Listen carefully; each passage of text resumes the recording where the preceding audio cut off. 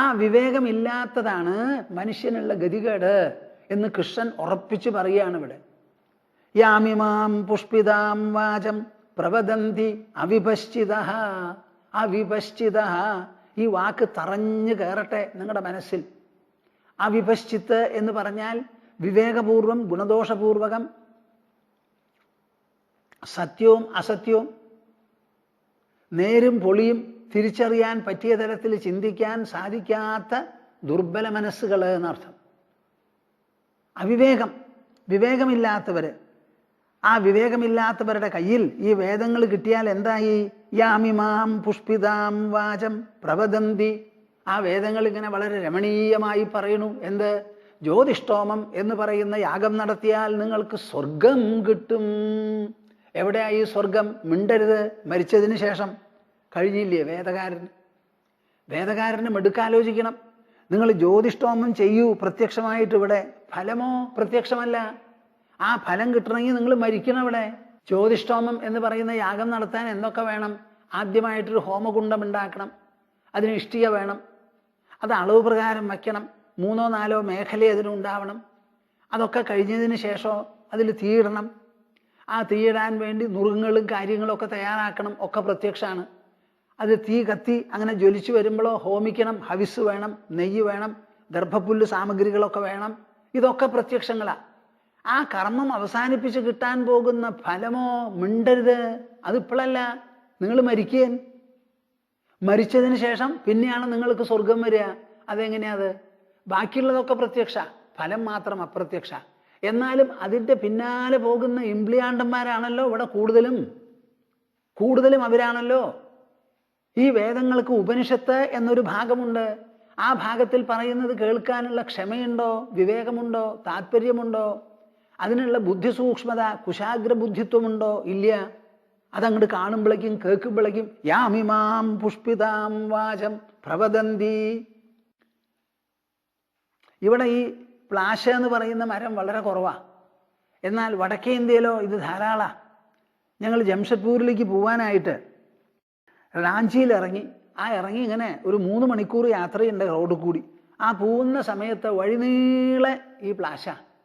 പക്ഷെ ഞങ്ങൾ പോകുന്ന സമയത്ത് അതിന് പുഷ്പമില്ലാത്ത കാലം. അത് പുഷ്പിച്ച് നിൽക്കുന്ന ഒരു സമയമുണ്ട്. ഒരു തവണ ഞാൻ കണ്ടു. അത് അപ്പടി പൂക്കളാ, ഒരൊറ്റ അഴിയില്ല. ചുവന്ന പൂവ് ഇങ്ങനെ നിറഞ്ഞിരിക്കണു മരത്തിൽ. ഞാൻ കാറിന്ന് ഇറങ്ങി അതിൻ്റെ അടുത്ത് ചെന്ന് നല്ലോണം ഒന്ന് നോക്കി. എന്താ ഭഗവത്ഗീത പറയുമ്പോൾ ഇതിനെപ്പറ്റി പരാമർശിക്കുന്നുണ്ടല്ലോ, ഒന്ന് കണ്ടുകളയാന്ന്. ചുവന്ന പൂവ്. ആ പൂ കഴിഞ്ഞാൽ സാധാരണ പൂ ഫലത്തിൻ്റെ മുന്നോടിയാണ്.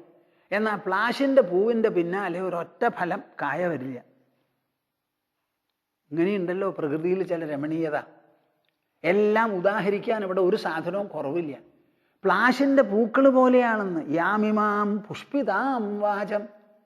ആ വേദങ്ങൾ പറഞ്ഞ് സ്വർഗത്തെയും 14 ലോകങ്ങളെയും അവിടെ ഉണ്ടാകുന്ന സുഖസമൃദ്ധികളെയും എല്ലാം പറ്റി പറയുന്ന വാക്കുകളുണ്ടല്ലോ, അത് ഈ പുഷ്പങ്ങൾ എങ്ങനെ രമണീയമോ അതുപോലെ കേൾക്കാൻ വളരെ ആനന്ദകരമാണ്, ആകർഷകമാണ്. എന്നാൽ ആ വാക്കിൽ പറഞ്ഞ സാരം നമ്മൾ മരിക്കും, അതുവരെ ശരി. മരിച്ചതിന് ശേഷം സ്വർഗത്തിലേക്ക് പോകും. ആര് പോയി? എവിടെ പോവാനാ? എവിടെയായി സ്വർഗം? അടുത്ത പരിസരത്ത് വല്ലതും ഉണ്ടെങ്കിൽ നമ്മുടെ റോക്കറ്റ് അതൊക്കെ തുളച്ചിട്ടുണ്ടാവും. ഇപ്പോൾ എത്ര സാറ്റലൈറ്റ് നമ്മൾ പറഞ്ഞയച്ചിട്ടുണ്ട്. അതിലേതെങ്കിലും ഒരെണ്ണെങ്കിലും സ്വർഗത്തിൽ തട്ടി കാണണം. ഒരാൾ കണ്ടവരില്ല. മരിച്ചവർ തന്നെ ഇല്ലല്ലോ ഇവിടെ. മരിച്ചു എന്ന് പറയാൻ ഒരാൾ ഇവിടെ ഉണ്ടോ? അപ്പം മരണം എന്ന് പറയുന്നത് പ്രത്യക്ഷമല്ല. ഞാൻ മരിച്ചു എന്നൊരു അനുഭവം നമുക്കില്ല. ഞാൻ ജനിച്ചു എന്നുള്ള അനുഭവം ഇല്ല. അപ്പം മരണാനന്തരം എങ്ങനെയാണ് നമുക്ക് അനുഭവം ഉണ്ടാവുക? നമുക്ക് എല്ലാം കൂടിയുള്ള അനുഭവം ഇവിടെ ജീവിക്കുന്നതാണ് പ്രത്യക്ഷ ലോകത്തിൽ. എന്നാലും ഇങ്ങനെ ഒരു കാര്യം പറഞ്ഞ് പുഷ്പിതാം വാചം പ്രവദന്തി. അപ്പം ആ വാക്കുകളോളം മാത്രമേ ഉള്ളൂ. ആ വാക്കുകളെ തുടർന്ന് അവ പ്രദാനം ചെയ്യുന്ന കാര്യങ്ങളൊന്നും അവിടെ ഇല്ല എന്ന് മനുഷ്യനെ ഭ്രമിപ്പിക്കാൻ വേണ്ടി പറയുന്നതാണ്. യാമിമാം പുഷ്പിതാം വാചം പ്രവദന്തി അവിപശ്ചിതഃ. വിവേകമില്ലാത്തതിനാൽ ഞാൻ വായിക്കുന്നതും കേൾക്കുന്നതും ചിന്തയ്ക്ക് വിഷയമാക്കണം, വിചിന്തനം ചെയ്യണം, വിചാരം ചെയ്യണം, പരിശോധിച്ചു നോക്കണം. അതിനാണ് ബുദ്ധി. ആ ബുദ്ധിയുള്ള മനുഷ്യൻ ബോധനാത്മകമായി വേണം പ്രവർത്തിക്കാൻ. ഈ വക ആലോചനകളൊന്നുമില്ല. വേദവാദരതാഃ പാർത്ഥ.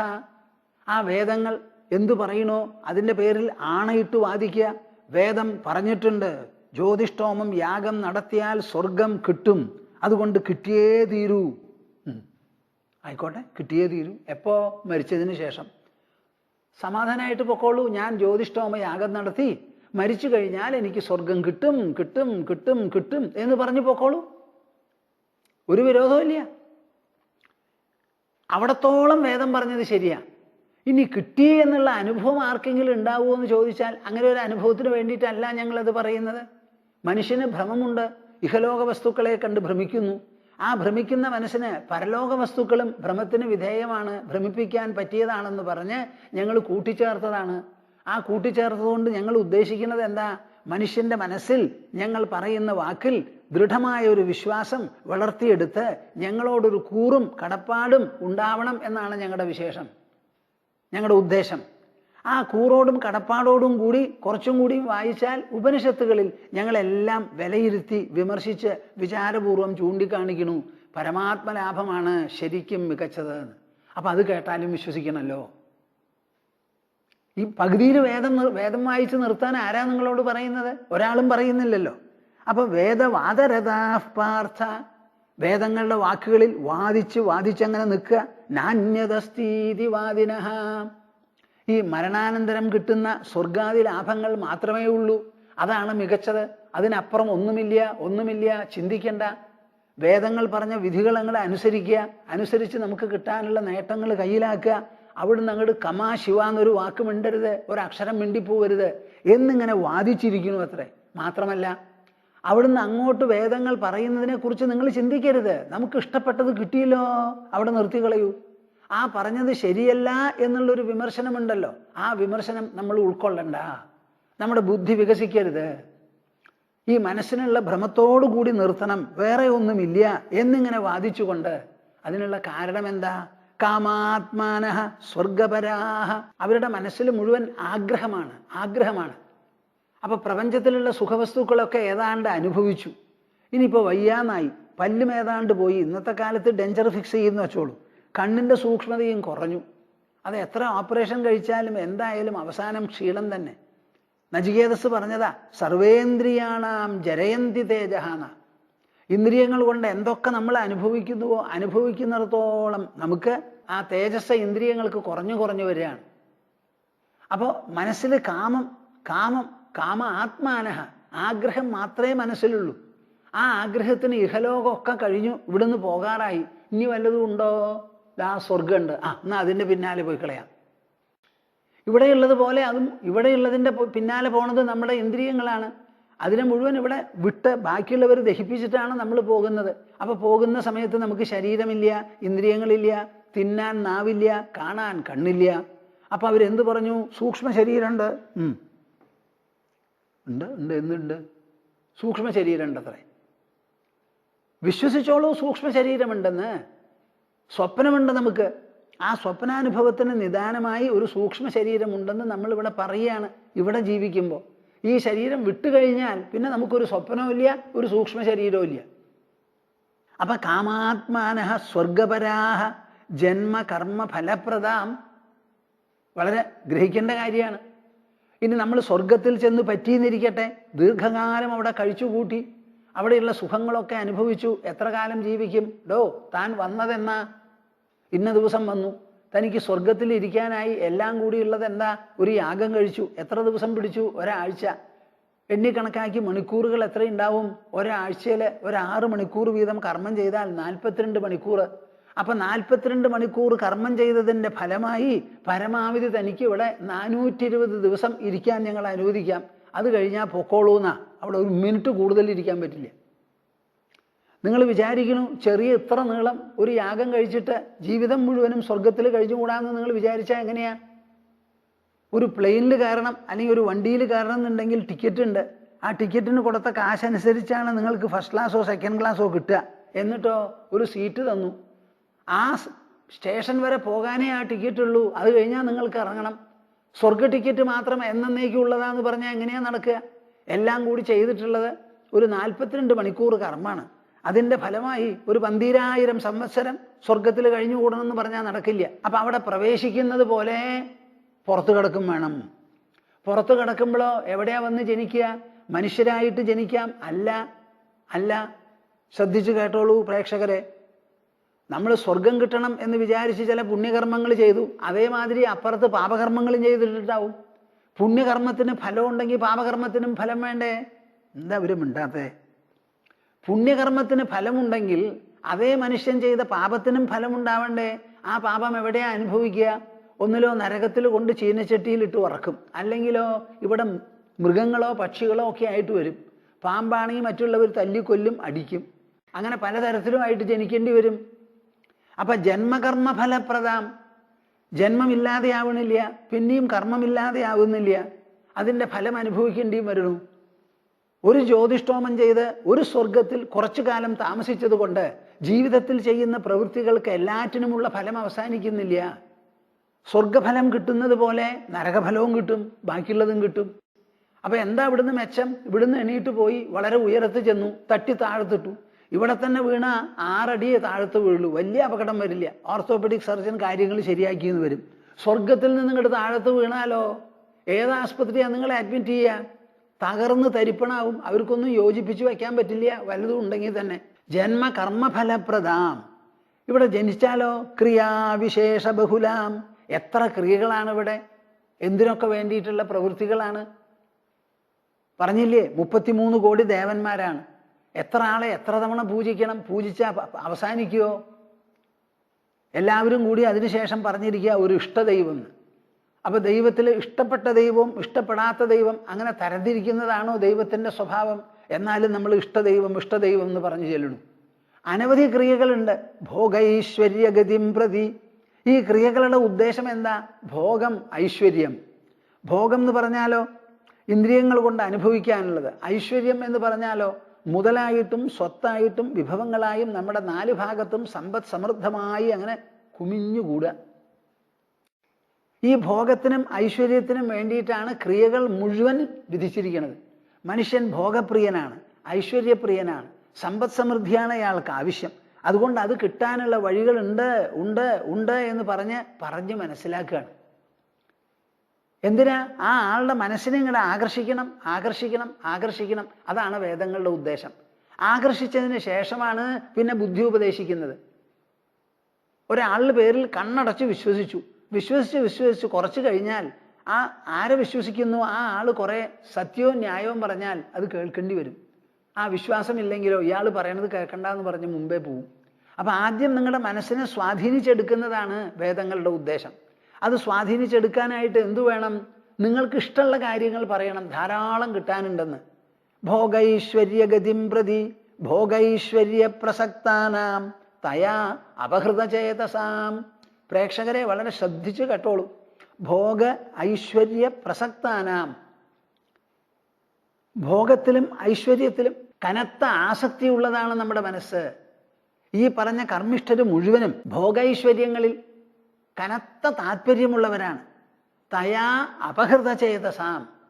ആ ഭോഗൈശ്വര്യത്തിലുള്ള സംഘം, ക്രമത്തിലധികമുള്ള സംഘം, ഒട്ടലുണ്ടല്ലോ, ആ ഒട്ടലിൻ്റെ പേരിൽ തയാ, ആ സംഘത്താൽ അപഹൃതചേതസാം, അവരുടെ മനസ്സ്, ചേതസ് എന്ന് പറഞ്ഞാൽ ഇവിടെ വിവേകം, അപഹരിക്കപ്പെട്ടു എന്ന്. ഈ സംഗതികളൊക്കെ വായിക്കുമ്പോൾ ഓഹോ അങ്ങനെയാ എന്നാൽ എനിക്ക് അവിടെയും പോവാം ഇവിടെയും പോവാം, അതിനുവേണ്ടി കർമ്മം ചെയ്യാം, എത്ര കഷ്ടപ്പെട്ടാലും കൊള്ളാം, പണം ചെലവ് ചെയ്യാലും കൊള്ളാം, നിഷ്ഠയും അനുസരിക്കാം, അവിടെ പോവാലോ എന്നുള്ള വിചാരത്തിൽ മനസ്സിൻ്റെ വിവേകം മുഴുവനും നഷ്ടപ്പെട്ടു പോണു. അങ്ങനെ വിവേകം നഷ്ടപ്പെട്ടു പോയ കൂട്ടരുണ്ടല്ലോ. ഇവിടെയാണ് കൃഷ്ണൻ പറയുന്നത്, വ്യവസായാത്മിക ബുദ്ധി സമാധൗന വിധീയതേ.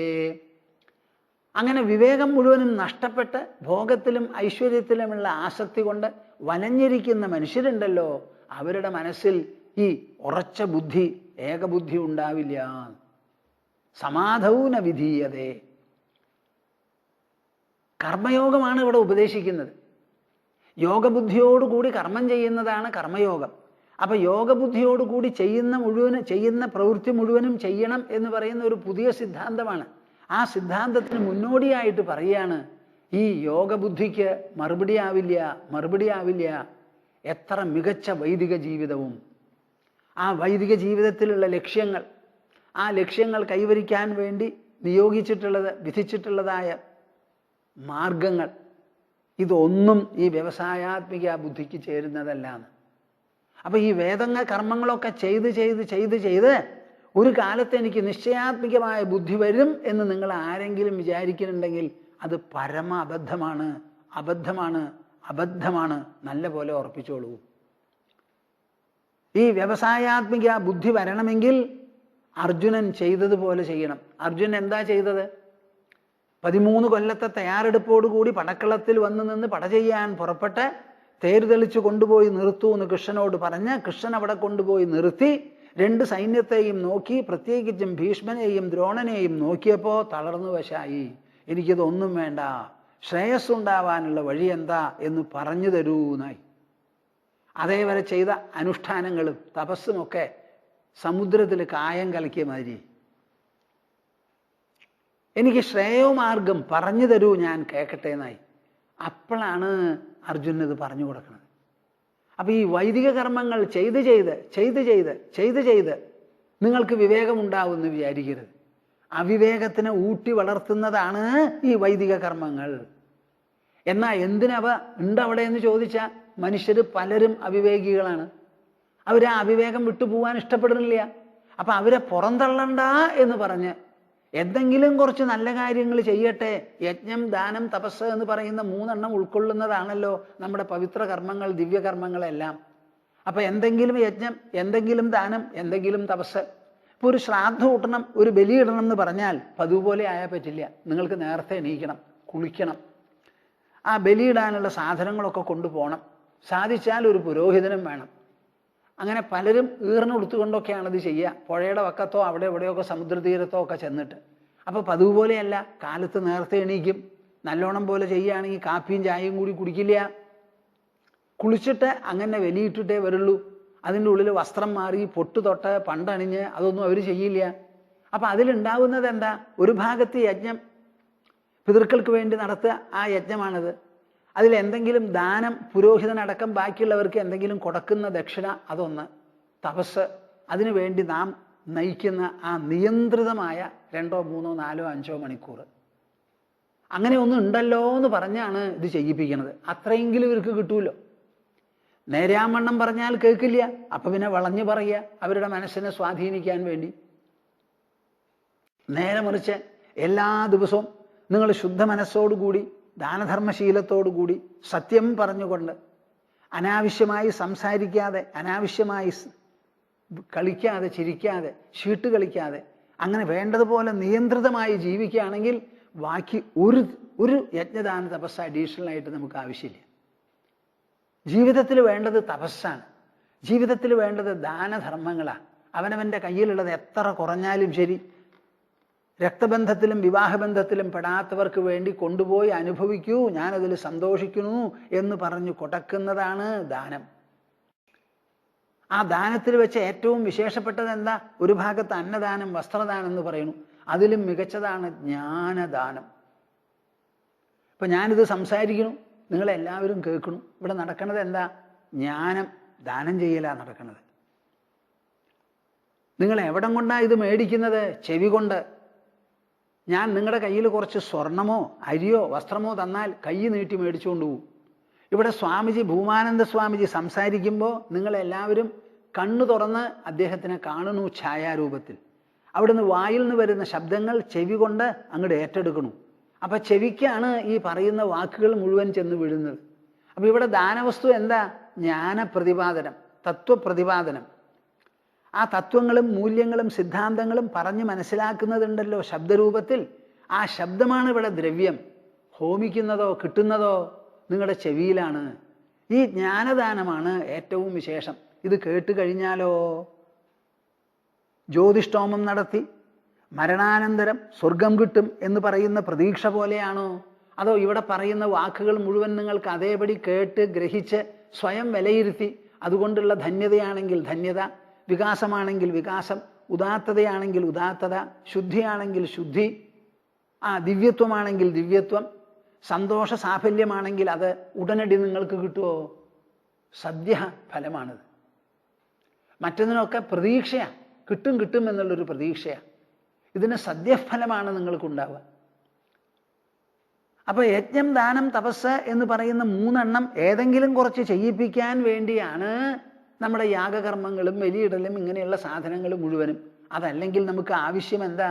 ഈ വ്യവസായാത്മിക ബുദ്ധി എന്ന് പറയുന്നത് നമ്മുടെ മനസ്സിലുണ്ടാവണം. വേണ്ടതുപോലെ ജീവിക്കൂ, സത്യസന്ധമായി. അഷ്ടാവക്ര മഹർഷി പറയുകയാണ് ആരോട്? ജനകനോട്. മുക്തി വേണോ എൻ്റെ മഹാരാജാവേ? ഈ ലോകവിഷയങ്ങളെ മുഴുവൻ വിഷം പോലെ തള്ളിക്കളയൂ. ഇനി അമൃത് പോലെ ഗ്രഹിക്കേണ്ടതും അഭ്യസിക്കേണ്ടതും എന്താ? ക്ഷമാർജവദയാതോഷ സത്യം പീയൂഷവദ്ഭജ. 5 കാര്യങ്ങളാണ് പറഞ്ഞു കൊടുത്തത്. സഹനശക്തി, ക്ഷമ. ആർജവം, ഋജുത്വം, നേരെ വാ നേരെ പോ. പൊളി പറയാതെ എന്ത് കാര്യത്തിലും തുറന്ന മനസ്സോടുകൂടി വളവും തിരിവുമില്ലാതെ കാര്യങ്ങളെ കണ്ടു മനസ്സിലാക്കി പറഞ്ഞു കേട്ട് അനുഷ്ഠിക്കുക. ദയാ, നല്ല ദയാശീലം വേണം. താൻ മാത്രം ലോകത്തിൽ. ഈ ലോകത്തിൽ പണം എവിടെയൊക്കെ ഉണ്ടോ, സമ്പത്ത് ആർക്കൊക്കെ കിട്ടിയിട്ടുണ്ടോ, ആ സമ്പത്ത് മുഴുവനും എൻ്റെ കൂട്ടരെ ഒന്ന് കേൾക്കിൻ. ഈ സമാജാംഗങ്ങൾ മൂലമാണ് നമുക്ക് കിട്ടുന്നത്. അനവധി ട്രക്ക് ഉണ്ടാക്കി വിൽക്കണു, അനവധി സാമഗ്രികൾ, ഗാഡ്ജറ്റുകൾ ഉണ്ടാക്കി വിൽക്കണു വ്യവസായ മേധാവികൾ. ആ സാധനങ്ങൾ മുഴുവൻ മേടിക്കുന്നത് ആരാ? സമാജത്തിൻ്റെ ഓരോരോ അംഗങ്ങളാണ്.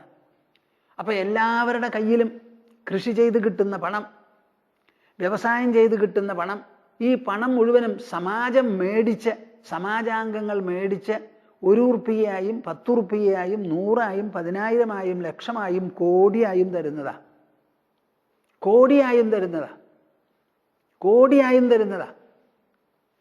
ആ തരുന്നത് ആരാ? സമാജത്തിലെ അംഗങ്ങളാണ്. അപ്പം ആ സമാജത്തിനോട് വലിയൊരു കടപ്പാട് നമുക്കുണ്ട്. ആ കടപ്പാട് നിങ്ങൾ എപ്പോഴും മനസ്സിലാക്കണം. സമാജത്തിനോടൊരു കൂറും കടപ്പാടുമില്ലാതെ ഈ ലോകത്തിൽ ജീവിക്കരുത്. അതാണ് ഈ ദാനം എന്ന് പറയുന്നതിന് കാരണം. എല്ലാവരുടെ കയ്യിലും വ്യവസായ മേധാവികൾ, കർഷകന്മാർ, എന്തെല്ലാം പണമുണ്ടോ, കച്ചവട മേധാവികൾ, അവരുടെ കയ്യിലുള്ള പണത്തിൽ നിന്ന് വളരെ ഉദാത്തമായിരിക്കുന്ന ഒരു ഭാഗം സമാജത്തിന് വേണ്ടി ചെലവ് ചെയ്യണം. അടുത്ത കാലത്ത് സർക്കാർ ഒരു നിയമം പാസ്സാക്കിയിട്ടുണ്ട്, CSR, കോർപ്പറേറ്റ് സോഷ്യൽ റെസ്പോൺസിബിലിറ്റി എന്ന്. അവർ ലാഭത്തിൽ നിന്നൊരു വിഹിതം 33% മേടിക്കുന്നുണ്ട്. അതിന് പകരം നല്ല ഒരു തോത് നിശ്ചയിച്ച് അതിന് മീതെ ലാഭമുണ്ടാക്കുന്ന കൂട്ടരുണ്ടല്ലോ, അവരെല്ലാവരും 2% ഏതെങ്കിലും സമാജത്തിൻ്റെ നന്മയ്ക്ക് വേണ്ടി ചെലവ് ചെയ്യണം എന്നൊരു നിയമം വരെ കൊണ്ടുവന്നു കഴിഞ്ഞു. എന്താ അതിനർത്ഥം? അപ്പോൾ പണം കയ്യിലുള്ളവരൊക്കെ മനസ്സിലാക്കിക്കോളൂ, നിങ്ങളുടെ പണം മുഴുവൻ തന്നിട്ടുള്ളത് സമാജത്തിലെ അംഗങ്ങളാണ്. വിൽപ്പന നികുതി ആര് തരുന്നു? ഏഴപ്പെട്ടവനടക്കം തരുന്നു. ബസ് കൂലി കൊടുക്കുന്നവനും കൊടുക്കുന്നുണ്ട് നികുതി. എക്സൈസ് ഡ്യൂട്ടിയിൽ പെട്ട ഒരു വിഭാഗമുണ്ട്, അതും കൊടുക്കണു. നികുതി കൊടുക്കാതെ ഇവിടെ ഒരാളും ജീവിക്കണില്ല. എന്ത് സാധനം നിങ്ങൾ കടയിൽ നിന്ന് കടുക് മേടിച്ചാൽ അതിലുണ്ട് ഒരു നികുതി. അപ്പം പബ്ലിക് തരുന്ന പണമാണ് എല്ലാവരുടെ കയ്യിലും. അതിനൊരു കൂറ് മനസ്സിലാക്കണം. പണക്കാരൻ സമാജത്തോട് കടപ്പെട്ടവനാണ്, പിച്ചക്കാരനോടുകൂടിയും അയാൾക്ക് കടപ്പാടുണ്ട്. അപ്പം ആരെങ്കിലും ഒരാൾ ഭിക്ഷ വന്ന് ചോദിച്ചാൽ തരില്ല എന്ന് പറയരുത് നിങ്ങൾ കേട്ടോ. എന്തെങ്കിലും കൊടുക്കും. എന്തിനാന്ന് നിങ്ങൾ ആലോചിക്കരുത്. കൊടുക്കണത് നിങ്ങളുടെ ആവശ്യമാണ്, മേടിക്കുന്നത് അയാളുടെ ആവശ്യമാകാം. വ്യവസായാത്മിക ബുദ്ധി സമാധൗന വിധീയതേ. അപ്പം ഈ വ്യവസായാത്മിക ബുദ്ധി, ഉറച്ച മനസ്സ് ഈ കർമ്മയോഗം ചെയ്യാനായിട്ട് വേണം എന്നുണ്ടെങ്കിൽ അത് ഈ വൈദിക കർമ്മങ്ങളുടെ വിവിധ ഫലങ്ങൾക്ക് വേണ്ടി, വിവിധ സ്ഥാനം കിട്ടാൻ വേണ്ടി പലതരത്തിലുള്ള നിഷ്ഠകളും നിയന്ത്രണങ്ങളും യാഗങ്ങളുമെല്ലാം വിധിച്ചിട്ടുള്ള കർമ്മകാണ്ഡമുണ്ടല്ലോ, അതിൻ്റെ പിന്നാലെ പോയാൽ ആ ആൾക്ക് ഈ മനസ്സുറച്ച് ആശയത്തെളിച്ചമുണ്ടായി നിശ്ചയസ്വഭാവത്തോടു കൂടിയ ബുദ്ധി ഉദിക്കില്ല എന്നാ പറയണത്. ഇത് നിങ്ങൾ വേണ്ടതുപോലെ മനസ്സിലാക്കുന്ന പക്ഷം നിങ്ങളുടെ ധാരണ മുഴുവൻ പൊളിച്ചെഴുതേണ്ടി വരും. നമ്മൾ ക്ഷേത്രത്തിൽ കൂടി പോയാൽ എന്താ പറയണത്?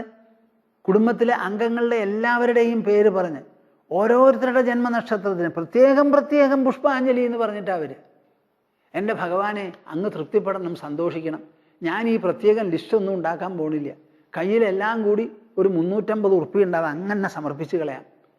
അങ്ങ് സന്തോഷിക്കണമെന്ന് മാത്രമേ ഉള്ളൂ. ഞങ്ങളുടെ കുട്ടികളല്ല, എല്ലാ കുട്ടികളും ലോകത്തിൽ നന്നാവട്ടെ എന്ന് പറഞ്ഞ് കയ്യിലുള്ളത് മുഴുവനും ഒന്നിച്ച് ഭണ്ഡാരത്തിലിടെ ഭഗവാന് കൊടുക്കുകയും ചെയ്ത് നിങ്ങൾ കയ്യോടുകൂടി പോയി വെറുതെ ഇങ്ങോട്ട് മടങ്ങി വന്നാൽ നിങ്ങളാണോ ഭഗവാൻ കൂടുതൽ അനുഗ്രഹിക്കുക? അതോ ലിസ്റ്റ് ഉണ്ടാക്കി അശ്വതി മുതൽക്ക് രേവതി വരെയുള്ള നക്ഷത്രം രജിസ്റ്റർ ചെയ്ത് പുഷ്പാഞ്ജലി നടത്തിയ? നിങ്ങളൊന്ന് ആലോചിച്ച് നോക്കൂ. നാണാവില്ലേ? ഭഗവാൻ സർവജ്ഞനാണെന്ന്. സർവജ്ഞനായ ഭഗവാനോട് നിങ്ങൾ പറഞ്ഞ് പഠിപ്പിക്കണ്ട. വലിയ ലിസ്റ്റൊന്നും അദ്ദേഹത്തിന് വേണ്ട. നിങ്ങൾ കൊടുത്ത നക്ഷത്രത്തിൽ മുഴുവൻ ഓർമ്മ വെച്ച് ശാന്തികാരം ചെയ്തു എന്ന് വരെ വരില്ല. നമ്മുടെ മനസ്സിൻ്റെ കോലാട്ടങ്ങളാണിത് മുഴുവനും. ഭഗവാൻ ഒന്നേ ഉള്ളൂ. അദ്ദേഹം സർവവ്യാപിയാണ്, സർവജ്ഞനാണ്. അദ്ദേഹത്തിന് ഓർമ്മക്കുറിപ്പ് അയക്കേണ്ട ആവശ്യമില്ല. അദ്ദേഹം അറിഞ്ഞേ ഇവിടെ എല്ലാം നടക്കുള്ളൂ.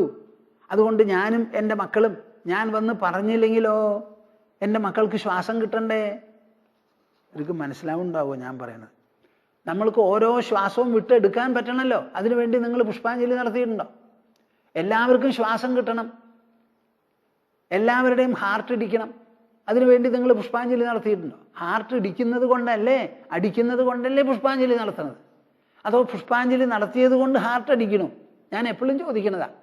നിങ്ങൾ വിളക്ക് കൊളുത്തണു, കൊളുത്തുന്നതിന് ഹാർട്ട് അടിച്ചാലല്ലേ കൊളുത്താൻ പറ്റുള്ളൂ? അതോ വിളക്ക് കൊളുത്തിയിട്ട് ഹാർട്ട് അടിക്കുന്നുവോ? അപ്പം ഹാർട്ട് അടിപ്പിക്കുന്നതാരാ? ശ്വാസകോശത്തെ പ്രവർത്തിപ്പിക്കുന്നതാരാ? രക്തത്തിനെ സഞ്ചരിപ്പിക്കുന്നതാരാ? ഉണ്ടചോറ് ദഹിപ്പിക്കുന്നതാരാ? രക്തമാക്കി തീർക്കുന്നതാരാ? ഒരു കാലെടുത്ത് വെച്ചാൽ രണ്ടാമത്തെ കാല് കോട്ടം കൂടാതെ എടുത്ത് മുൻപോട്ട് വെപ്പിക്കുന്നതാരാ? ഇങ്ങനെ ആലോചിച്ച് നോക്കി തൊട്ടതിലും 90ലും എല്ലാറ്റിലും തന്നെ ഈശ്വരൻ്റെ ഹസ്തങ്ങൾ, ഈശ്വരൻ്റെ സാന്നിധ്യം, അദ്ദേഹത്തിൻ്റെ കനിവ്, അദ്ദേഹത്തിനുള്ള ദയവ്, അനുഗ്രഹം കാണാറാക്കണം. അതിനുവേണ്ടി നിങ്ങൾ എന്തു വേണമെങ്കിലും ചെയ്യൂ. അതാണ് വ്യവസായാത്മിക ബുദ്ധി എന്ന് പറഞ്ഞത്. സമാധൗന വിധീയതേ. ഇവിടെ സമാധി ശബ്ദത്തിന് അർത്ഥം എന്താ? സമാധിയിൽ വ്യവസായാത്മിക ബുദ്ധി വിധീയതേ, അത് വേണ്ടതുപോലെ ഉദിക്കില്ല, പ്രവർത്തിക്കില്ല. ഇവിടെ സമാധി ശബ്ദത്തിന് അർത്ഥം എന്താ? സാധാരണ നിങ്ങൾ ധരിക്കുന്നത് പോലെയല്ല. സമ്യക് ആധീയതേ പുരുഷോപഭോഗായ യസ്മിൻ സർവമിതി സമാധി അന്ധകരണം എന്നാണ് എൻ്റെ മനസ്സിലൊരു ഓർമ്മ നിൽക്കുന്നത്. എവിടെയാണോ നിങ്ങൾ എല്ലാ സാധനങ്ങളെയും സമാഹരിച്ചു കൊണ്ടുവന്ന് അനുഭവിക്കാൻ ശേഖരിക്കുന്നത്, അതാണ് സമാധി. അന്തരംഗം, നിങ്ങളുടെ ശരീരത്തിൻ്റെ ഉള്ളിലുള്ളത്.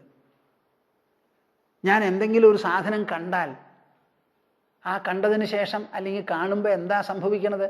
കണ്ണ് അങ്ങോട്ടും പോണില്ല, വസ്തു ഇങ്ങോട്ടും വരണില്ല. എൻ്റെ കണ്ണുകൊണ്ട് ഞാനത് കാണുക. കാണുക എന്നുള്ള വാക്കിന് എന്താ അർത്ഥം? ആ വസ്തുവിൻ്റെ ഒരു ഛായ കണ്ണിലൂടെ എൻ്റെ ഉള്ളിൽ ഞാൻ പതിപ്പിച്ചെടുക്കുകയാണ്. ആ പതിപ്പിച്ച ഛായയാണ് എനിക്ക് അനുഭവം. അപ്പോൾ ഒരു സാധനത്തിനെ അനുഭവിക്കാൻ വേണ്ടി ഞാൻ എവിടെ സമാഹരിക്കണു? എവിടെയാണ് കൊണ്ടുവന്ന് വയ്ക്കണത്? എൻ്റെ ഉൾത്തലത്തിൽ.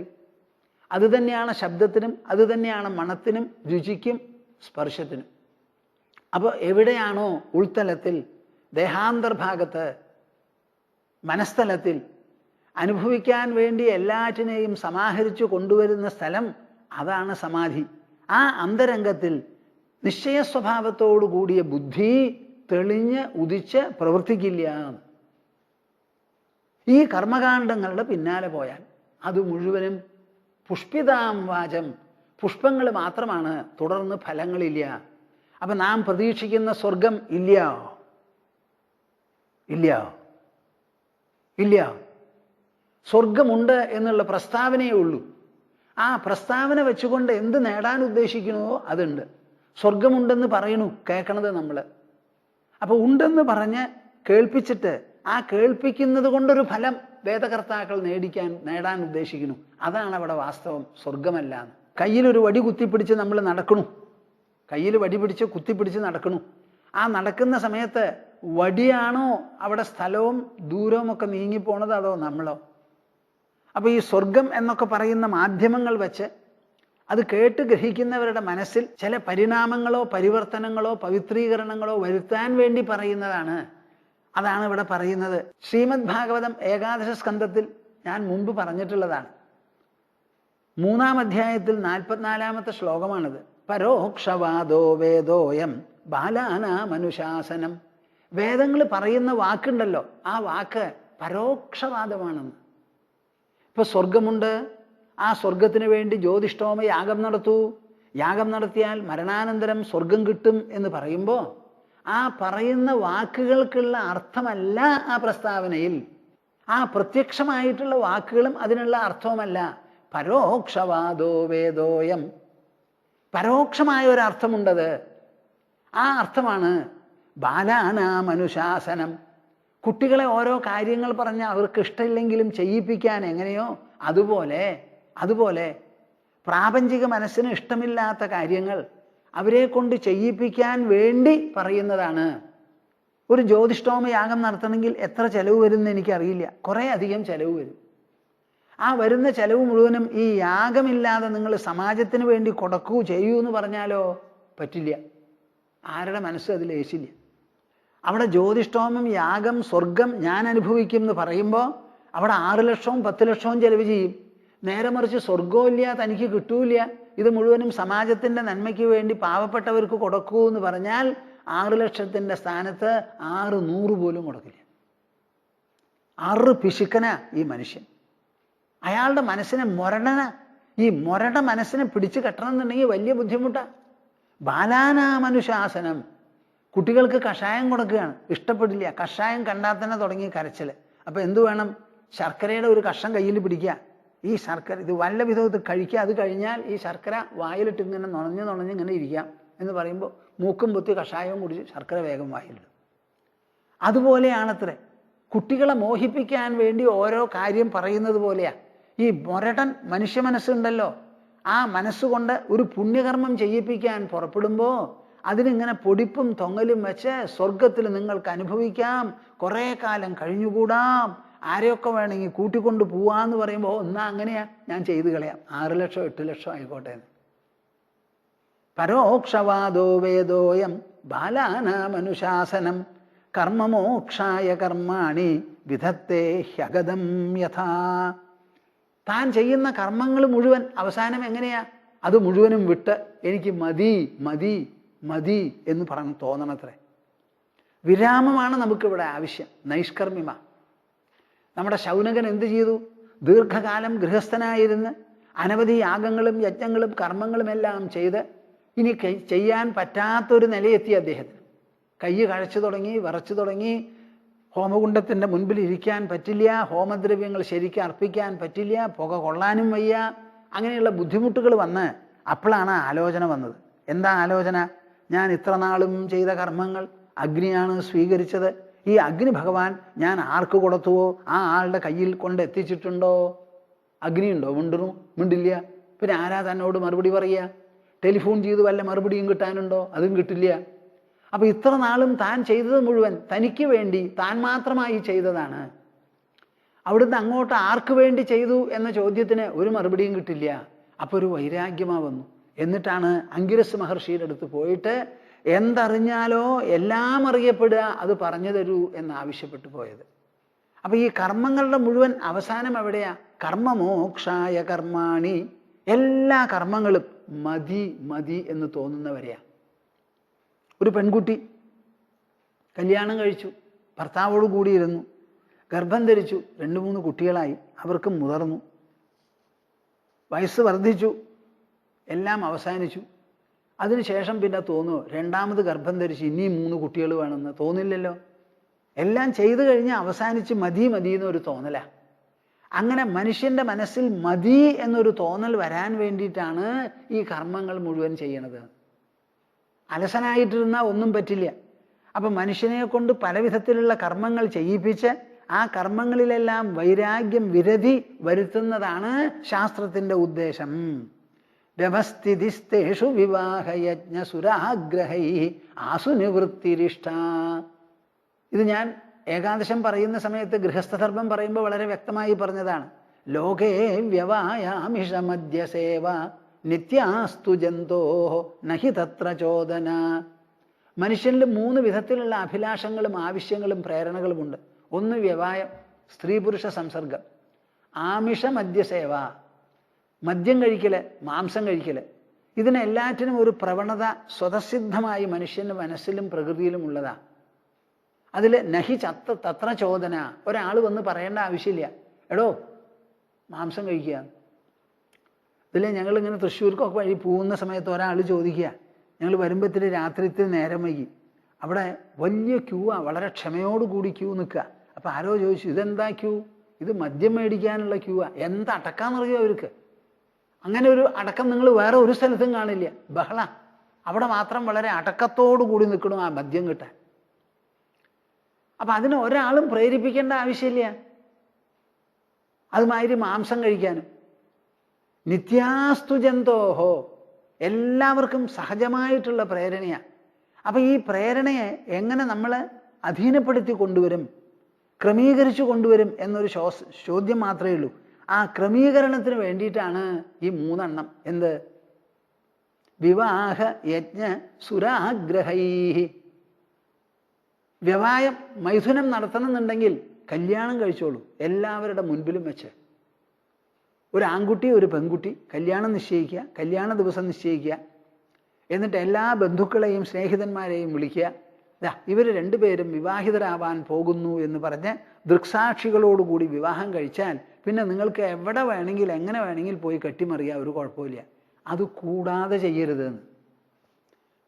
അപ്പം വിവാഹം എന്ന് പറയുന്നത് വ്യവായം എന്ന ആ ആവശ്യത്തിനെ നിയന്ത്രിക്കാനും മെരുക്കിയെടുക്കാനും വേണ്ടിയിട്ടുള്ള ഒരു വ്യവസ്ഥയാണെന്ന് മനസ്സിലായോ? ഇനി മാംസം കഴിക്കാനും മദ്യം കഴിക്കാനോ അതിന് നമുക്ക് ചില പ്രത്യേക കർമ്മവിധികളുണ്ട്.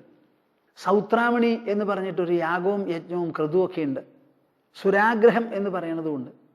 അതിൽ രണ്ടിലുമാണ് ഈ സാധനങ്ങൾ ഉപയോഗിക്കുക. സൗത്രാമണിയിലാണ് തോന്നുന്നു മാംസം ഉപയോഗിക്കുന്നത്. അപ്പം മാംസം നൈവേദ്യമായിട്ട് കഴിച്ച് എങ്ങനെയാണ് കഴിക്കേണ്ടതെന്ന് പറഞ്ഞാൽ, ഒരു ഉഴുന്നിനോളം മാംസം എടുത്ത് ഒരു നെല്ലിക്കയോളം വെണ്ണ എടുത്ത് ഉരുട്ടി അതിലൊരു തുളയുണ്ടാക്കി ആ ഉഴുന്നിനോടുള്ള മാംസം അതിൻ്റെ ഉള്ളിൽ ഇറക്കി വെച്ച് സീൽ ചെയ്ത് തൊണ്ട തൊടാതെ വിഴുങ്ങാനാ പറയണത്. അപ്പം മാംസം കഴിക്കണമെങ്കിൽ ഈ സൗത്രാമണി നടത്തണോ? കഴിച്ചോളൂ, ഇങ്ങനെയാണത് കഴിക്കാനുള്ള വിധി എന്ന് പറഞ്ഞു. എത്ര സൂത്രം അതെന്ന് നിങ്ങൾ ആലോചിച്ച് നോക്കൂ. എടോ മനുഷ്യ, താൻ മാംസം കഴിക്കരുതെന്ന് പറഞ്ഞാൽ ആരും കേൾക്കില്ല. ആ കഴിക്കാനുള്ള വിധി എങ്ങനെയാണെന്ന് പറയുക. അതുമാതിരി സുരാഗ്രഹത്തിൽ മദ്യം ഉപയോഗിച്ച് അതൊരു സ്പൂൺ കയ്യിലെടുത്ത് അങ്ങനെ കഴിക്കാം. അപ്പം ശാസ്ത്രങ്ങളുടെ ഉദ്ദേശം ഇത് ഉത്സാഹിപ്പിക്കുന്നതോ ഇതിൽ തീയിൽ പെട്രോൾ ഒഴിക്കുന്ന മാതിരി ഒഴിച്ച് വർദ്ധിപ്പിക്കുന്നതോ അല്ല. നേരെ മറിച്ച് വ്യവസ്ഥിതിസ്തേഷു വിവാഹയജ്ഞ സുരാഗ്രഹൈ, അതിലൊരു വ്യവസ്ഥിതി വരുത്തി തീർക്കുക. നിവൃത്തിരിഷ്ട, ഈ വക കാര്യങ്ങളിൽ നിന്നൊക്കെ മനസ്സ് പിൻവലിഞ്ഞ് സ്വതന്ത്രമായി തീരണം എന്നതാണ് ശാസ്ത്രങ്ങളുടെ ഉദ്ദേശം. എത്ര രസമായിട്ട് പറഞ്ഞിരിക്കണമെന്ന് ആലോചിക്കൂ. പരോക്ഷവാദോ വേദോയം ബാലാനാമനുശാസനം കർമ്മമോക്ഷായ കർമാണി വിധത്തേ ഹ്യഗതം യഥാ. അപ്പൊ കുട്ടികളെ കൊണ്ട് ഈ കഴിക്കുന്ന കഷായം കഴിപ്പിക്കാൻ ശർക്കരയോ മധുരമോ തേനോ കൊടുക്കുന്നത് പോലെ ഇങ്ങനെയുള്ള കാര്യങ്ങളെ പറഞ്ഞ് മനസ്സിലാക്കി സ്വർഗം കിട്ടും, സ്വർഗം കിട്ടും, ദീർഘകാലം താമസിക്കാം, ചെയ്തോളൂ ചെയ്തോളൂ എന്ന് പറയുമ്പോൾ നല്ല കർമ്മങ്ങൾ എന്തെങ്കിലും ചെയ്യിക്കാൻ വേണ്ടി പറയുന്ന പൂച്ചാണത്. ഇതിൻ്റെ പിന്നിൽ സത്യമില്ല. വേദോക്തമേവ കുർവാണോ നിസ്സംഗോ അർപ്പിതമീശ്വരേ നൈഷ്കർമ്മ്യം ലഭതേ സിദ്ധിം രോചനാർത്ഥാഫലശ്രുതി. ഇത് അതേ അധ്യായത്തിൽ 46-ാമത്തെ ശ്ലോകത്തിൽ പറയുന്നതാണ്. വേദോക്തമേവ കുർവാണോ നിസ്സംഗോർപ്പിതമീശ്വരേ. ഈ വേദങ്ങൾ വിധിച്ചിട്ടുള്ള കർമ്മങ്ങളെല്ലാം നിങ്ങൾ ചെയ്തോളൂ, പക്ഷെ എങ്ങനെ ചെയ്യണം? ഫലം വേണം എന്ന് പറഞ്ഞ് ചെയ്യരുത്. എല്ലാം ഈശ്വരപ്രീതിക്ക് വേണ്ടി ഈശ്വരാർത്ഥം ചെയ്യണു. ആദ്യത്തതിൽ ഫലം വേണം എന്നുള്ളതാ, തനിക്ക് വേണമെന്ന്. ഇവിടെ അങ്ങനെയല്ല. വേദം പറഞ്ഞിട്ടുള്ള കർമ്മങ്ങളൊക്കെ ചെയ്തോളൂ, ഫലാപേക്ഷയോടുകൂടി ചെയ്യാം, പക്ഷെ അത് നല്ലതല്ല. ഫലം മുഴുവനും പരമേശ്വരന് സമർപ്പിച്ച് ചെയ്താൽ കൂടുതൽ വിശേഷമായി എന്ന് പറഞ്ഞ് അങ്ങനെ ചെയ്യുമ്പോൾ കർമ്മങ്ങളൊക്കെ ചെയ്യണു ഭഗവാനെ അങ്ങയുടെ തൃപ്തിക്കാണെന്ന് പറഞ്ഞ് ചെയ്യണു. അപ്പം ഭഗവാനെ അങ്ങയുടെ തൃപ്തിക്കാണ് എന്ന് പറഞ്ഞ് ഈ വൈദിക കർമ്മം നിങ്ങൾ ശ്രദ്ധിക്കുന്നുണ്ടാവോ ഞാൻ പറയണത്? ഈ വൈദിക കർമ്മങ്ങളൊക്കെ ചെയ്യണു ആർക്ക്? ഭഗവാന്റെ തൃപ്തിക്ക് വേണ്ടി. അപ്പം ഇവിടെ വൈദിക കർമ്മങ്ങളോ മുഖ്യം, ഭഗവാന്റെ തൃപ്തിയോ മുഖ്യം? ഭഗവത് തൃപ്തി. അപ്പം ഭഗവത് തൃപ്തിയാണ് മുഖ്യമെങ്കിൽ ഞാൻ എല്ലാ കർമ്മങ്ങളും ഭഗവത് തൃപ്തിക്ക് വേണ്ടി ചെയ്യാം. എന്താ ഈ വൈദികത്തിൽ മാത്രം ഒഴിച്ചു നിർത്തുന്നത്? അപ്പൊ വൈദികം തേടിപ്പിടിച്ചിട്ട് ഭഗവാന്റെ തൃപ്തി തേടണോ? ഞാൻ ചെയ്യുന്ന പ്രവൃത്തി മുഴുവനും ഭഗവാന്റെ തൃപ്തിക്ക് ആയിക്കോട്ടെ എന്ന് വിചാരിച്ച് വൈദിക കർമ്മങ്ങളിൽ നിന്ന് മനസ്സാ പിൻവലിയും. എന്നാൽ ഇവിടെ ആവശ്യം എനിക്കല്ലാതെ കിട്ടാൻ പോണത് ഈശ്വരന്റെ തൃപ്തിക്കാണ്. അപ്പൊ ഈശ്വരന്റെ തൃപ്തിക്ക് വേണ്ടി തെരഞ്ഞെടുത്ത് വൈദിക കർമ്മങ്ങൾ ചെയ്യണോ? ചെയ്യണത് ആരാ? ഞാനാ. എൻ്റെ കർമ്മമാണ് ഭഗവാൻ ഇഷ്ടമാവണത്. അപ്പൊ ഞാൻ ചെയ്യുന്ന കർമ്മം മുഴുവനും ഈശ്വരാർപ്പണമായി ചെയ്യാം, ഈശ്വരാർത്ഥമായി ചെയ്യാം. അപ്പൊ പിന്നെ തെരഞ്ഞെടുക്കണോ?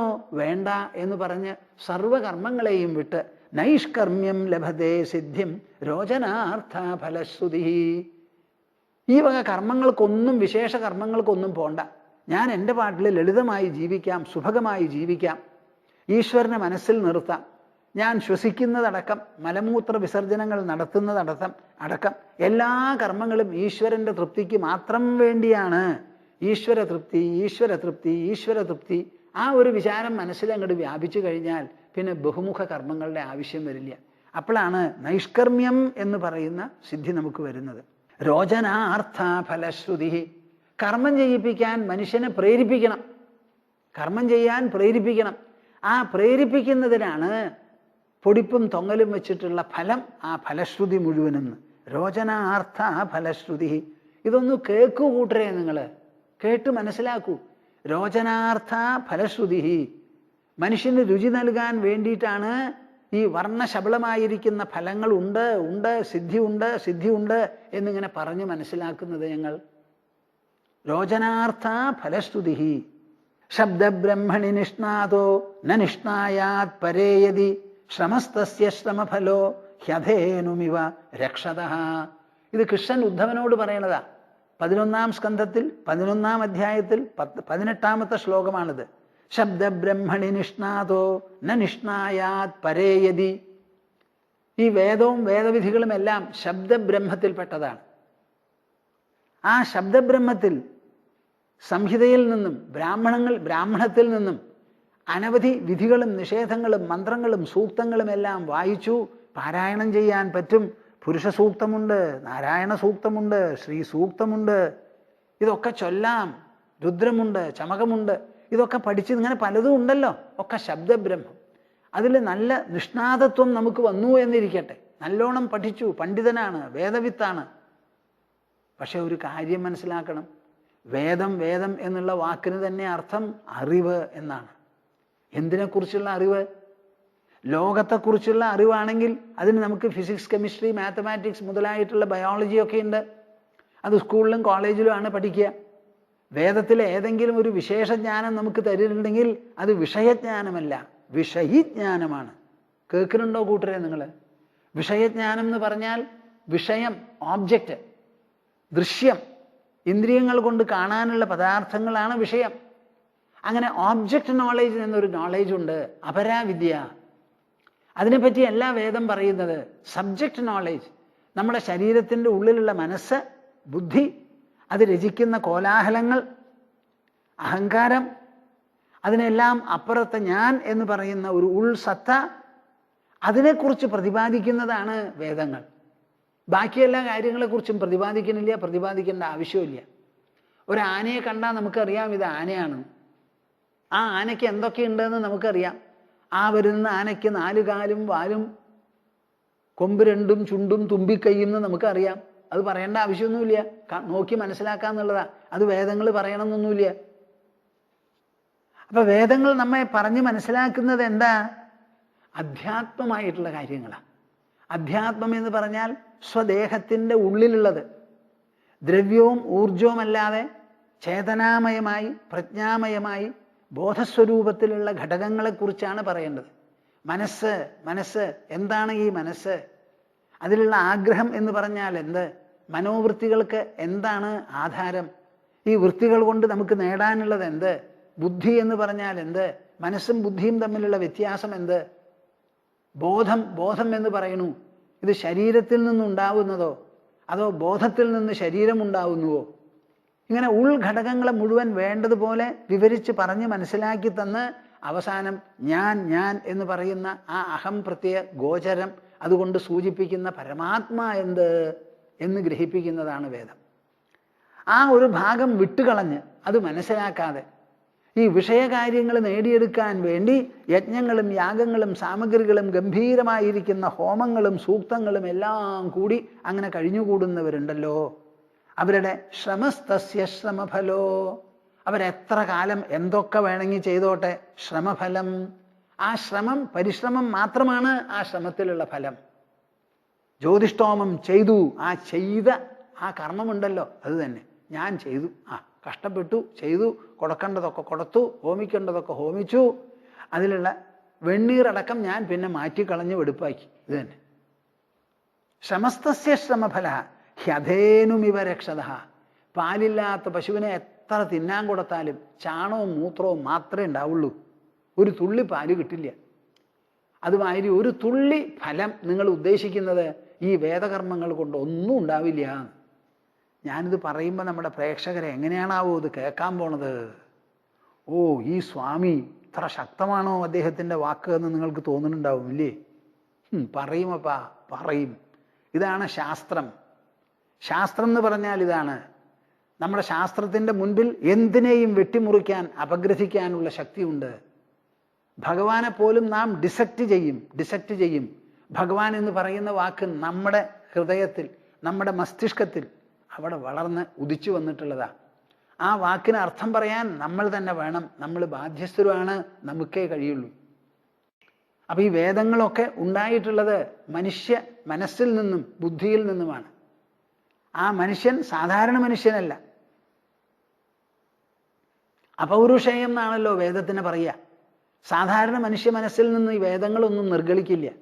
ആ മനുഷ്യഭാവം മുഴുവൻ പോയി രാഗദ്വേഷങ്ങളോ കാമക്രോധങ്ങളോ അഹങ്കാരമോ അഭിമാനമോ ഇല്ലാതെ, ഭയമില്ലാതെ ആ മനസ്സിന് വേണ്ടത്ര പവിത്രതയും ദിവ്യത്വവും വന്നാൽ ആ ദിവ്യ മനസ്സിൽ സ്വാഭാവികമായി നിർഗളിക്കുന്നതാണ് ഈ വേദങ്ങളെപ്പോലെയുള്ള സാഹിത്യം മുഴുവനും.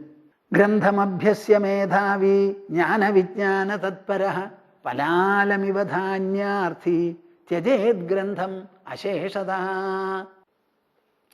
ഇത് ഉപനിഷത്തിലെ ഒരു ശ്ലോകമാണ്.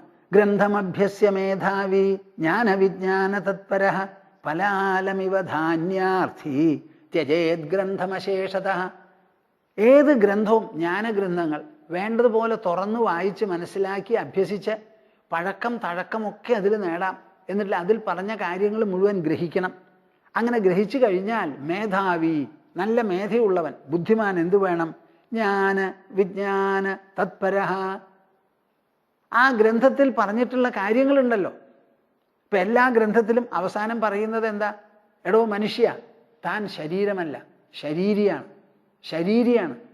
ദേഹമല്ല, ദേഹിയാണ്. ദേഹമുള്ളവൻ എന്ന് പറയുമ്പോൾ തനിക്ക് ദേഹമുണ്ട്. അപ്പൊ താൻ ആരാ? ദേഹമല്ല. കുപ്പായമിട്ടവൻ കുപ്പായമാണോ? വീട്ടിൽ താമസിക്കുന്നവൻ വീടാണോ? അല്ലല്ലോ. കാറിൽ സഞ്ചരിക്കുന്നവൻ കാറല്ലല്ലോ. താൻ ഈ ദേഹത്തിൽ ഉണ്ട് എന്നുള്ളത് ശരിയാ, പക്ഷേ താൻ വേറെയാണ്. അപ്പൊ ദേഹവിലക്ഷണനാണ് താൻ എന്ന് പറഞ്ഞ് ഞാൻ എന്ന് പറയുന്ന വാക്കുകൊണ്ട് സൂചിപ്പിക്കുന്ന ആ പരിവർത്തനരഹിതമായ അനശ്വരമായ ആ സത്താവിശേഷത്തിൽ എത്തിച്ചേരണം. അതിനുവേണ്ടി എന്തു വേണം? മനോവൃത്തികളെ മെരുക്കിയെടുക്കണം, ബുദ്ധിവൃത്തികളെ ശാന്തമാക്കണം. എന്നിട്ട് ഉള്ളുകൊണ്ട് നിശ്ചലതയും നിർവികൽപ്പത്വവും വരണം. അപ്പൊ വിചാരത്തിലൂടെ ഉള്ളിൽ പ്രവേശിച്ച് ആ വിചാരത്തെപ്പോലും ഉപശമിപ്പിച്ച് മനസ്സ് നിശ്ചലമായി നിർവികാരമായി അവനവൻ്റെ ഉള്ളിൽ മുങ്ങി മകിഴ്ന്ന് അങ്ങനെ അങ്ങോട്ട് ഇരിക്കണം. ഉറങ്ങുന്ന സമയത്ത് നാം മറന്നുപോയി കിടന്നുറങ്ങുക, ശരീരം തളർന്ന്. ഇത് നിവർന്നിരുന്നു കൊണ്ട് നമ്മൾക്ക് ഒരു ഉറക്കം വരണം. ആ ഉറക്കത്തിൽ നമ്മുടെ ശരീരം വീണു പോകരുത്, വടി പോലെ നിൽക്കണം. നിന്നുകൊണ്ട് സർവ്വ മനോവൃത്തികളും ഉപശമിച്ച് കഴിഞ്ഞാൽ നമുക്ക് ആ ഞാൻ എന്ന് പറയുന്ന സത്യം, ആ ബോധം എന്താണെന്ന് മനസ്സിലാവും. ജ്ഞാനവിജ്ഞാന തത്പരഃ ഫലാലമിവ ധാന്യാർത്ഥി ത്യജേത് ഗ്രന്ഥമശേഷതഃ. വയലൊക്കെ ഉഴുതുവെടുപ്പാക്കി കട്ടയൊക്കെ തട്ടിപ്പൊട്ടിച്ച് എല്ലാം വേണ്ടതുപോലെ ഉഴുത് റെഡിയാക്കി വിത്ത് വതച്ചു. എന്തിനാ? മുളയ്ക്കാൻ. മുളച്ചു കഴിഞ്ഞാലോ അത് പൊന്തും, ഇലയൊക്കെ ആയിട്ട് വിരിയും. അവസാനമോ അതിൽ കതിര് വരും. കതിര് വന്ന് കായമടങ്ങി മൂപ്പായി കഴിഞ്ഞാൽ പിന്നെ നിർത്തരുത്, കൊയ്യണം. കൊയ്യുന്ന സമയത്ത് മണി കൊഴിയരുത്. കുറച്ചൊക്കെ കൊഴിഞ്ഞു പോവും, പക്ഷെ കൂടുതൽ വെച്ചാൽ മണി കൊഴിഞ്ഞു പോവും. സമയത്തിന് കൊയ്തെടുത്ത് എന്തു വേണം? മെതിക്കണം. മെതിച്ചതിന് ശേഷം അതിലെ പതിരൊക്കെ കാറ്റിട്ട് നീക്കണം, എന്നിട്ട് വെടുപ്പാക്കണം, ഉണക്കണം, എന്നിട്ടോ വേവിക്കണമെങ്കിൽ വേവിച്ച് അവസാനം കുത്തണം. കുത്തി കഴിഞ്ഞിട്ടോ അതിൻ്റെ ഉമിയൊക്കെ കളഞ്ഞ് തവിടൊക്കെ കളഞ്ഞ് മണിയൊക്കെ എടുക്കണം. അപ്പം ഈ നെല്ല് കൃഷി ചെയ്തിട്ട് കൂടുതൽ സാധനവും കളയാനുള്ളതാ, അതിൻ്റെ മണി മാത്രമേ നമുക്ക് എടുക്കാനുള്ളൂ. ഒരു നെൽമണിയിൽ നിന്ന് ഉണ്ടാവാൻ പോണത് എത്രയാ? 100, 150, 200 മണി നമുക്ക് കിട്ടും. ബാക്കിയുള്ള തണ്ടും കിണ്ടും ഓലയും കീലയും പഞ്ഞും ഒക്കെ കളയാനുള്ളതാ. അതുപോലെ ഈ വേദങ്ങൾ വിശാലമായ വേദങ്ങളാകാം. അതിൽ നമുക്ക് സൂക്തങ്ങളുണ്ടാവും, സംഹിതകൾ, ബ്രാഹ്മണങ്ങളുണ്ടാവും, ആരണ്യകമുണ്ടാവും, ഉപനിഷത്തും ഉണ്ട്. ആ ഉപനിഷത്തിലാണ് അതിൻ്റെ എസൻസ്. ആ എസൻസിൽ പ്രതിപാദിക്കുന്നത് ആത്മസത്തയാ. അതെവിടെയാ? തൻ്റെ ശരീരത്തിൻ്റെ ഉള്ളിൽ, മനസ്സിനും ബുദ്ധിക്കും അഹങ്കാരത്തിനും അപ്പുറത്ത്. അപ്പം എത്തേണ്ട സ്ഥലം അവിടെയാ. ബാക്കി കാണുന്ന പ്രപഞ്ചം മുഴുവനും സ്വർഗ നരകാദികളടക്കം ഒക്കെ വെട്ടിക്കുറിച്ച് അങ്ങോട്ട് തള്ളിക്കളയാനേ ഉള്ളൂ. മനസ്സിലാവുന്നുണ്ടോ കൂട്ടരെ നിങ്ങൾക്ക്? മനുഷ്യനായി ഇവിടെ ജനിച്ചിരിക്കുന്നത് ഈ പുറമേ കാണുന്ന ഒരു വസ്തുവും തേടി കയ്യിൽ വെച്ച് മുറുക്കി പിടിച്ച് കൊണ്ടുപോകാനല്ല. ഈ കാണുന്നത് മുഴുവനും കാണപ്പെടുന്നതാണ്. ഞാൻ കാണുന്നവനാണ്. കാണുന്ന എൻ്റെ ഹൃദയത്തിൽ പ്രതിഫലിക്കുന്നതാണ് ഈ കാണുന്ന വസ്തുക്കൾ മുഴുവനും. എൻ്റെ ഉള്ളിലുള്ള പ്രതിഫലനം വിട്ട് ഈ വസ്തുക്കൾക്ക് ഒരു നിൽക്കക്കള്ളിയില്ല, ഇല്ല ഇല്ല. എൻ്റെ ഉള്ളിലാണ് പ്രതിഫലനം. ഈ കാണുന്ന പ്രപഞ്ചത്തിനെ മുഴുവൻ പ്രതിഫലിപ്പിക്കാനുള്ള ശക്തി എൻ്റെ ഉള്ളിലുണ്ടെങ്കിൽ ആ എൻ്റെ ഉൾ മഹിമ എത്രയുണ്ട് എന്ന് സ്വയം ആലോചിച്ച് നിങ്ങൾ തന്നെ വിലയിരുത്തൂ. ആ ഉൾ മഹിമയെ മനസ്സിലാക്കാൻ വേണ്ടി ബാക്കിയുള്ള വസ്തുക്കളെ മുഴുവനും വിട്ട് അവനവൻ്റെ ഉള്ളിൽ മുങ്ങി പൊങ്ങി വിഹരിച്ച് തൃപ്തരായി കഴിഞ്ഞുകൂടണം. ഇതാണ് ഗ്രന്ഥം നമ്മളോട് പറയുന്നത്. അപ്പം ഈ സന്ദേശം കയ്യിൽ കിട്ടിയാൽ അതിനുവേണ്ടി പരിശ്രമിച്ച് പലാലമിവധാന്യാർത്ഥി, ഉമിയും ചണ്ടും പതിരും പോലെ ത്യജേത് ഗ്രന്ഥം അശേഷത. ആ ഗ്രന്ഥത്തിന് മുഴുവനും നിങ്ങൾ ഷെൽഫിലെടുത്ത് വെച്ചോളൂ. വേറെ ആരെങ്കിലും വായിക്കണമെങ്കിൽ വായിച്ചോട്ടെ, എനിക്ക് വേണ്ട. ഞാൻ വായിച്ചു, മനസ്സിലാക്കി, പഠിച്ചു, എനിക്ക് കിട്ടാനുള്ളത് കിട്ടി. കേൾക്കുന്നുണ്ടോ കൂട്ടരെ നിങ്ങൾ? നമ്മുടെ ഹൈന്ദവ ധർമ്മത്തിൽ, സനാതനധർമ്മത്തിൽ മാത്രമേ ഇങ്ങനെ വെട്ടി തുറന്നുള്ള സംസാരമുള്ളൂ.